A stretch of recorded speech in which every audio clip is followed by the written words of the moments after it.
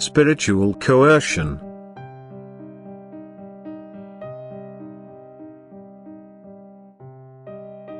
You are in spiritual bondage as long as your fellow human beings force your will, as long as you are not given the right to make your own free decisions. Consequently, it cannot ever be my intention for you to be under threat of eternal punishment or be obliged to accept or reject what is prescribed to you. You should make an entirely free decision, because your free will should decide. Hence each individual person should make his own decision because this determines the soul's fate after death. I myself will not force you, neither have I given you any commandments which could restrict your free will, because even my commandment of love requires your free will, since love may not be compelled, which should be self-evident to every person. But only love will develop the knowledge of truth, and thus you humans cannot benefit when it is specified what you should believe, what you should accept as truth. Because only a person living with love will be able to assess whether the doctrines given to you will correspond to the truth. And this assessment has to be undertaken by every person himself. He may not be prevented from doing so by prohibition or commandments, because the latter is spiritual coercion. The consequence of such coercion is that people are living by a variety of misguided teachings and will not make their own effort to find their way out for fear of threatened punishment. Every human being is entitled to his freedom of thought, and only his own assessment can result in happiness. Every dogmatic set of guidelines is spiritual coercion, irrespective of whether it is true or not. I constantly offer you humans the pure truth, but I do not force you to accept it.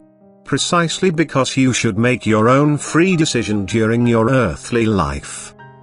And coercive measures are always an admission of weakness, of inability, to make people achieve an objective by other means.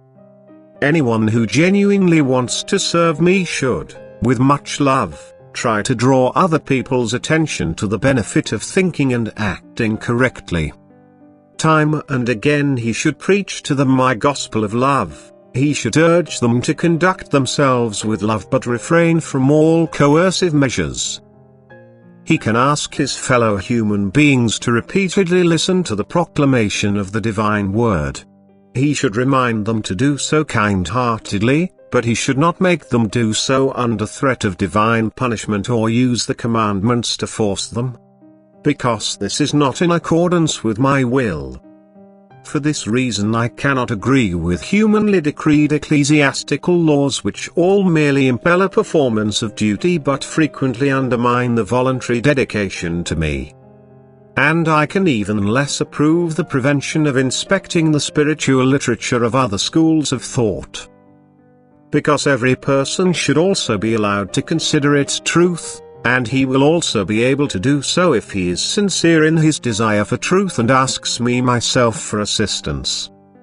Freedom of thought and free will are decisive for a successful earthly life of a person, because I only value the results of free will, whereas anything that was imposed as a duty or fulfillment of a commandment is worthless before my eyes.